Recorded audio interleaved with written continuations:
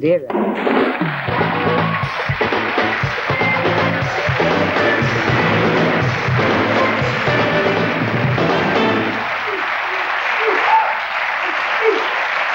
Well, thanks for coming on the show, and you look gorgeous this evening, I must say, and you don't look bad yourself, David. Now, we'll talk perhaps about the change you made from man to woman a bit later on, but the reason why I've asked you on, I know that you're both thinking of getting married now, and that you're not able to do that in this country. What is the situation then?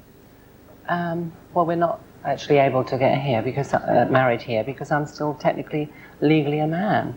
So now, what is the requirement then for you to be technically a man? How do they decide that you're a man? You mean technically a woman? Or rather, technically, well, they're saying you're a man still, aren't they? Yes, yeah, because the criteria for being a woman is to procreate, so unfortunately I can't. But there's a lot of women that can't have children and they can still get married. I got very close with the Commission's result. I mean, I won with 10 votes to 6, but then I lost. The British government appealed against that decision and we went to the High Court and unfortunately, so let's just say this was a while ago. You wanted to legally become known as a woman in this country after physically having changed yourself through surgery from a man to a woman. Well, I don't think you're sort of, you know, what's between your legs doesn't determine whether you're male or female. Sure, I had the male genitalia, but that was removed. And in this country, it's done on the state, and it's on the national health. But, you know, sadly, we're stuck in legal limbo, so a whole load of new problems begin. But what I'm interested to find out is you almost got to the stage where the government said yes, and then they actually decided no, they really wouldn't have any of it. Now, why is that? What is the problem there? Why do they not want... It's all to do with the church and you know, the fact that I can't change my birth certificate is because it's a historical fact, and the problem that I can't marry is to do with procreation, which is really silly. We're now joining Europe, and in all of Europe we can actually marry there.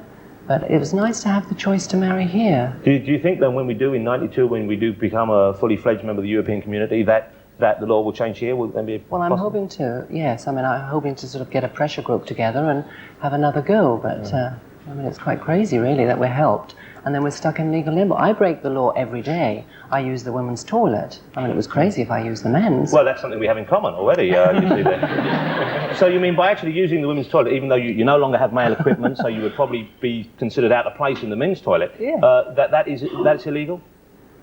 Yes.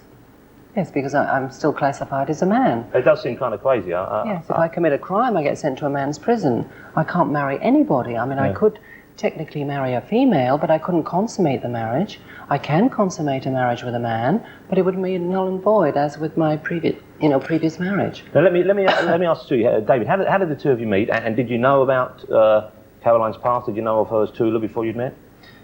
No, I didn't. We were. Well, I was traveling through Europe, and I happened to, when I came back to London, I was looking for a meal, and I happened to pop in on Brent Cross shopping mall, and I saw her sitting down in one of the two restaurants there. And, Brent Cross, a romantic setting. Yeah, exactly. Yeah, and I asked if I could join her for lunch, and she said yes. But I'm meeting a friend in 5 minutes, so I thought that was short-lived, but stuck around and romance has blossomed. You've stuck around since then. Yeah. No, I didn't know though. I didn't know at all. No. So if you hadn't known, would that have made a difference to you? Do you think?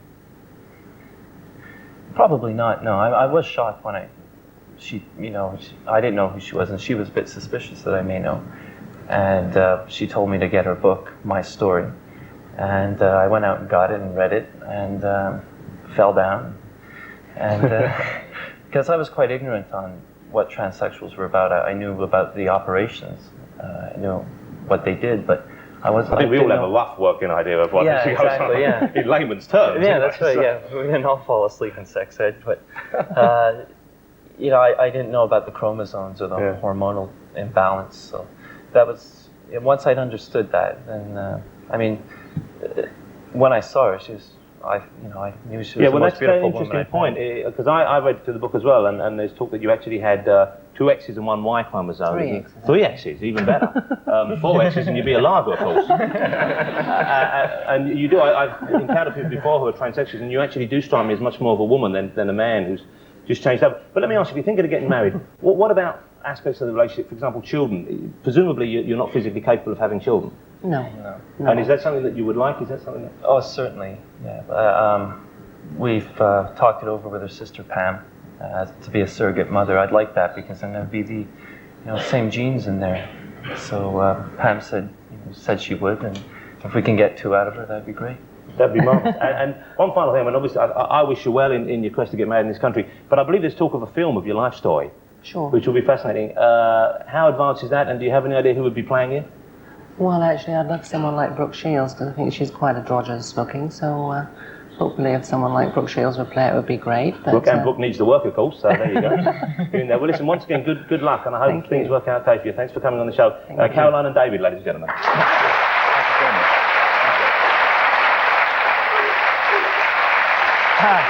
Now, some people grope others when under the influence of the salt.